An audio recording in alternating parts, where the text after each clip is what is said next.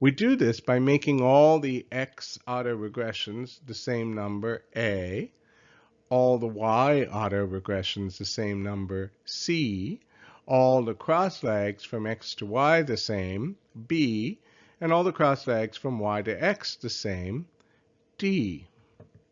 We also force all the concurrent correlations to be the same, COV, and all the intercepts and residuals of each x to be the same as one another, and of each y to be the same as one another. In code, everything on this slide is the same as the last RICLPM. But here, for the autoregressions and cross-legs on lines 3 through 10, we force that homogeneity. Same with the homogeneous concurrent covariances on lines 14 through 17. On line 5 through 7, we estimate again the variance and covariance among the stable between-person differences in x and y. Lines 10 through 19 constrain the residual variances to be the same.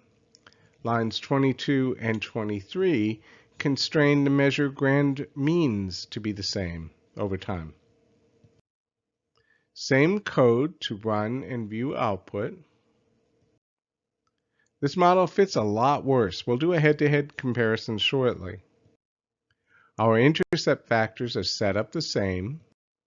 So are our occasion-specific residuals with the intercept factors removed. And here are our cross-legs again. In the red box, you can see that our unstandardized estimates are now equal over time. All the autoregressions and cross-legs are the same at each occasion. Over at the right, the standardized values don't look quite as equal because they're scaled a little different at each occasion, but the pattern respects what we saw in the last analysis. The x to y paths are significant, the y to x paths are not, suggestive that x is the leading indicator. Basically, what this solution does is that it imposes an average autoregression and an average cross-leg at all occasions. The XY intercept correlation is still not significant. The between-person differences are uncorrelated. And there is nothing of substance here except to show that the measured variable intercepts for x and y have in fact been constrained to equality over time, as have the measured indicator variances. Now, let's take a look at fit. If you compare the RICLPM without equality constraints in the first line to the one with equality constraints in the second line, you see that the first model has lower AIC and BIC and chi-square, such that forcing all those equality constraints hurt the model. Good to know. That suggests that the autoregressions and cross-legs don't work exactly the same at each occasion. That's interesting, actually, to think that the cross-legs might vary over time, but let's leave that part for now. I will notice that sometimes you can see negative AICs and BICs like this, and that's fine and legal and can happen. But the AIC-BIC for the first model is more negative and thus smaller than the AIC-BIC for the second model. Despite this last model having poorer fit, let's consider one more thing. Let's pretend that x and y are on the same scale in a common metric, like a z-score or a t-score. This last model suggested that x predicting y was consistently stronger than y predicting x. X was the leading indicator, y was the lag. But is that correct? Is x actually a significantly stronger predictor of y over time, or the reverse? The preceding model never actually resolved chicken versus egg, which, by the way, can't really be resolved. I kind of use that as a joke.